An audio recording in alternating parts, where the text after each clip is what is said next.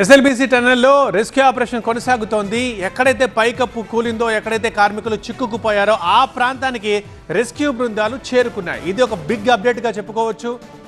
ఘటనా స్థలంలో పూర్తిగా ఇక బండరాళ్ళు, బురద, నీళ్లు. అక్కడ ఘటనా స్థలంలోని పరిస్థితి చూస్తే ఒక్కసారిగా భీతావహంగా ఉంది. ఎందుకంటే పెద్ద పెద్ద బండరాళ్ళు ఉన్నాయి, బురద ఉంది, అదేవిధంగా నీళ్లు ఉన్నాయి. ఘటనా స్థలం నుంచి 100 మీటర్ల వరకు మట్టి వ్యాపించి ఉంది. ఆ మట్టిని తవ్వడానికి శ్రమిస్తున్నాయి సహాయక బృందాలు. గల్లంతైన వారి కోసం శిథిలాల కింద గాలిస్తున్నారు. నిజానికి టన్నెల్ 10 మీటర్ల ఎత్తుంటుంది. అంటే 4 మనుషులు ఒకరిపై ఒకరు నిలబడేంత చోటు ఉంటుంది. కానీ ప్రమాద స్థలి దగ్గర మనిషి నిలబడేంత చోటే మిగిలింది. దాదాపు 5-6 మీటర్లకు పైగా బురదొచ్చి చేరింది. అంటే దాన్ని అర్థం చేసుకోండి. ఇక ఏ స్థాయిలో అక్కడి నుంచి పైకప్పు ఊడి బండలు, ఆ మిషన్ విడి భాగాలు అక్కడ పడ్డాయో.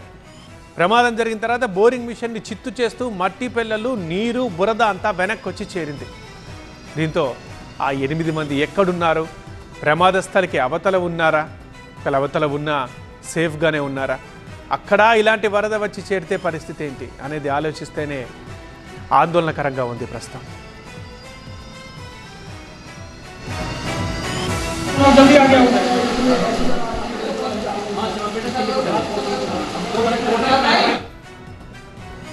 ఇక మా ప్రతినిధి శివకుమార్ ఉన్నారు లైవ్లో మరింత సమాచారం అందించడానికి. శివకుమార్, ఇక ఘటనా స్థలానికి రెస్క్యూ టీమ్స్ చేరుకున్నాయని చెప్తున్నారు. సో ఇప్పుడు వాళ్ళ ముందున్న టాస్క్ ఏంటి? అక్కడ బండరాళ్లే ఉన్నాయా? ఇంకా ఎలాంటి హార్డులు కనిపిస్తోంది? ఎంత టైం పట్టొచ్చు పూర్తిగా ఆపరేషన్ కంప్లీట్ అయ్యేసరికి? ఆరో రోజు ఈ టన్నెల్లో రెస్క్యూ ఆపరేషన్ సంబంధించి కీలక పరిణామం చోటు చేసుకుందని చెప్పుకోవచ్చు.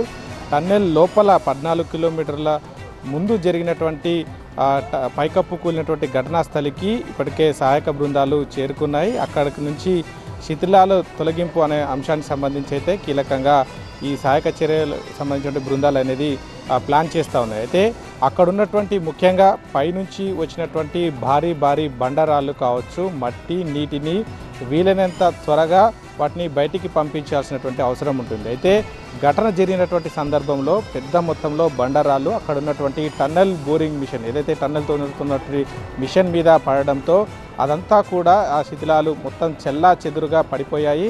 పైనుంచి వచ్చినటువంటి మట్టిలో కూరుకుపోయాయి. సహాయక చర్యలకు తీవ్రమైనటువంటి ఆటంకం కలుగుతుంది. అయితే దీనికి సంబంధించి ఉన్నతాధికారులు ముఖ్యంగా ఈ సహాయక సిబ్బందికి సంబంధించినటువంటి వారందరితో పెద్ద ఎత్తున చర్చలు జరిపినప్పటికీ కూడా దానికి సంబంధించి ఒక ప్రణాళికను రూపొందించడం జరిగింది. దానికి ఒక టైం బౌండ్ కూడా ఫిక్స్ చేయడం జరిగింది. అయితే ప్రత్యామ్నాయ మార్గాలన్నింటినీ కూడా దానికి సాధ్యం కాని నేపథ్యంలో ఆ లోపల ఉన్నటువంటి టన్నెల్లో ఉన్నటువంటి దానికి సంబంధించి ప్రధానంగా ఫోకస్ పెట్టారు. ఇందులో భాగంగా శిథిలాలను వీలైనంత వేగంగా త్వరగా బయటికి పంపించాలనే ఆలోచనలో ఉన్నారు. అయితే ఇందుకోసం ఆ టన్నల్ బోరింగ్ మిషన్కి సంబంధించినటువంటి శిథిలాలను తొలగించేందుకు భారీ గ్యాస్ కట్టర్లను లోపలికి పంపించడం జరిగింది. దానికి సంబంధించిన జేపీ అసోసియేట్స్ సంబంధించిన రెస్క్యూ టీం ఇప్పటికే లోపల పనిచేస్తూ ఉన్నారు.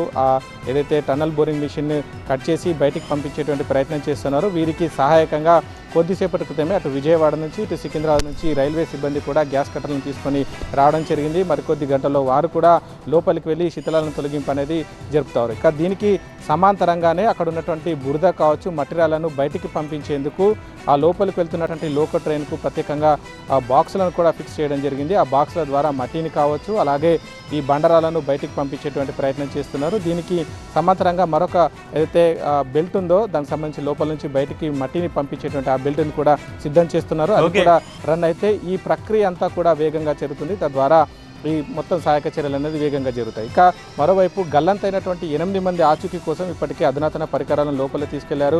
స్కానర్లను, అలాగే స్నేపర్ డ్రాగులను కూడా లోపలికి తీసుకెళ్లి వారి ఆచూకీ కోసం తీవ్రంగా శ్రమిస్తూ ఉన్నారు. సహాయక బృందాలు టార్చ్ లైట్ వెళ్తుందో ఆ మిషన్ల కింద కావచ్చు, మట్టి కింద ఈ గల్లంతైన వారి కోసం గాలింపు కూడా చేస్తున్నటువంటి దృశ్యాలను కూడా మనం చూస్తూ ఉన్నాం. అయితే దీనికి తోడుగా ప్రమాదం సంబంధించినటువంటి కారణాలు ఏంటి, తదుపరి ఈ టన్నెల్కి సంబంధించిన భవిష్యత్తు ఏంటి అనే అంశానికి సంబంధించి 3 జాతీయ సంస్థలు ఈ అన్వేషణ మొదలుపెట్టాయి. అందుకు సంబంధించి ఎన్జీఆర్ఐ కావచ్చు, NSC, GSI కావచ్చు, నేషనల్ జియోఫిజికల్ రీసెర్చ్ టీం కూడా ఇప్పటికే లోపల అయితే పరిశీలన చేస్తున్నాయి. వాటిని అన్నిటి కూడా రీసెర్చ్ ల్యాబ్కి కూడా పంపించడం జరిగింది శాంపిల్స్ను. వాటి ద్వారా తదుపరి ఏందనే సంగతి అయితే డిసైడ్ చేయబోతున్నారు. ఇక మరి కాసేపట్లో బీఆర్ఎస్ నేతలు ఈ ఘటనా స్థలికి రాబోతూ ఉన్నారు. వారు కూడా ఇక్కడికి చేరుకొని సహాయక చర్యలను పర్యవేక్షించేటువంటి అవకాశం అయితే ఉంది. దీనికి సంబంధించి కొన్ని సూచనలు సలహాలు చేస్తారన్నటువంటి అంశాలను కూడా చెప్తున్నారు. ఏదేమైనప్పటికీ ప్రస్తుతం లోపల అయితే ఎన్డీఆర్ఎఫ్ కావచ్చు, ఎస్డీఆర్ఎఫ్, ఆర్మీ, నేవీ, అలాగే రాట్ హోల్ మైనర్స్ ఇన్ని రకాల బృందాలు అయితే లోపల సహాయక చర్యలు కొనసాగిస్తూ ఉన్నాయి.